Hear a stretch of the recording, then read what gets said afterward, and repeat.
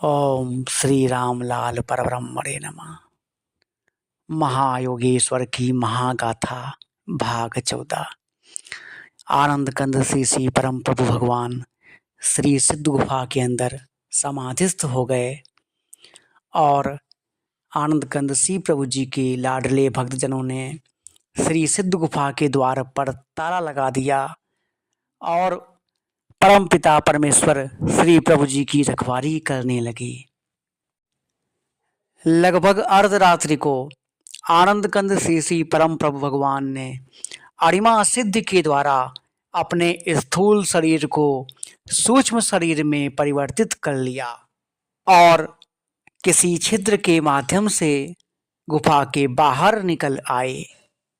सिद्ध गुफा से सूक्ष्म रूप में बाहर आकर आनंद कंद श्री परम प्रभु भगवान स्थूल स्वरूप में प्रकट हुए और अपने स्थूल स्वरूप को धारण कर आनंद कंद श्री परम प्रभु भगवान हिमालय की ओर आकाश मार्ग से उड़ चले। आश्विन मास का समय था।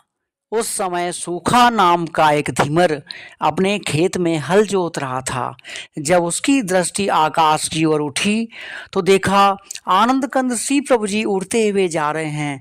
वह अत्यंत भयभीत हो गया।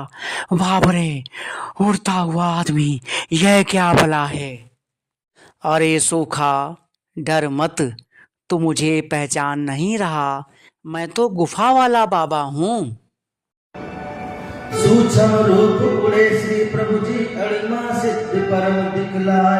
गगन गमन की है योगेश्वर, गगन गमन की है योगेश्वर, लग सूखा अति अजरज पाए। आनंद कंद श्री परम प्रभु भगवान आकाश मंडल से सूखा धीमर के खेत पर प्रकट हुए। प्रिय सूखा, मैं आकाश मार्ग से हिमालय जा रहा हूँ।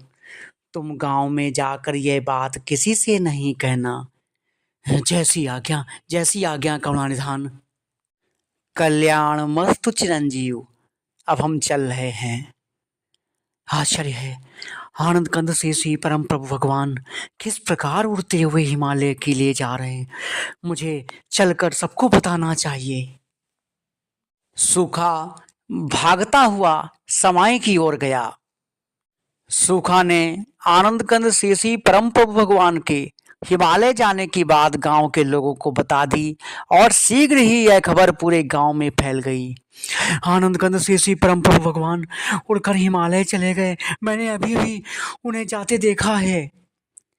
झूठ बोलता है, ये चलकर देखना चाहिए। गांव के लोग भागते हुए गुफा के पास गए। वहां द्वार पर सोए हुए लोगों को जगाकर कहा, भाई भाई, तुम लोग यहाँ सोए हुए थे। श्री प्रभु जी तो अर्धरात्रि में ही आकाश मार्ग से हिमालय चले गए। सूखा ने उनको आकाश मार्ग से जाते हुए देखा है। क्या क्या क्या? तत्काल भक्तगणों ने श्री सिद्ध गुफा का ताला खोला, परंतु श्री इस गुफा के द्वार की कुंडी अंदर से बंद थी।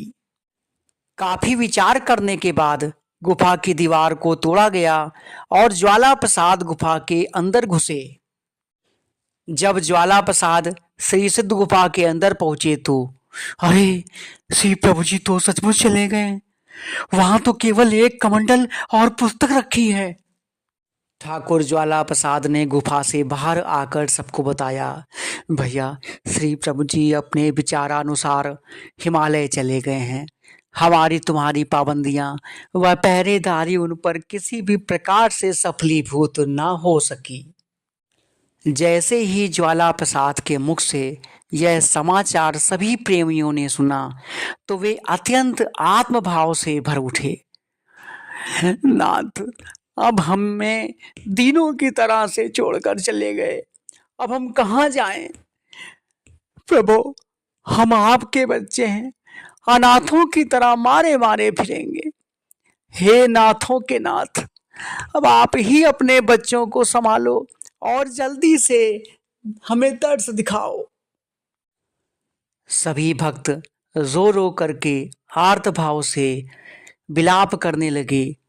तभी श्री सिद्ध गुफा के अंदर से एक दिव्य ओजस्वी वाणी सुनाई दी।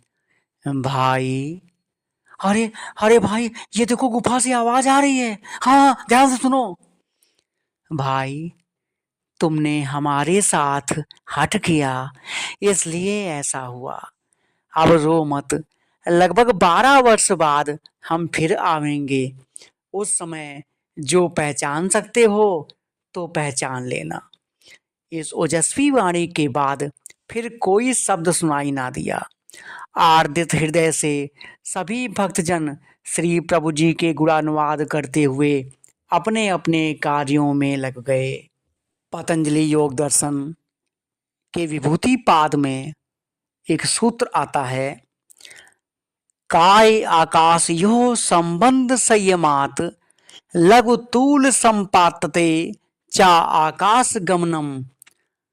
अर्थात शरीर एवं आकाश तत्व के आपसी संबंध में संयम करने और रुई जैसे बहुत ही हल्के पदार्थों में संयम करने से योगी का शरीर और चित्त उन्हीं पदार्थों की तरह हल्के और सूक्ष्म हो जाते हैं, जिससे वे आकाश में गमन करने की शक्ति प्राप्त कर लेते हैं। आनंद कंद श्री प्रभु जी की आगे की कथा हम अगले भाग में देखेंगे। भाग 15 में आनंद कंद श्री प्रभु जी आकाश गमन करते हुए काशी पहुँचते हैं और काशी में एक ब्रह्मचारी पर अपनी अहेतुकी कृपा वर्षा करते हैं। जय श्री प्रभु जी की।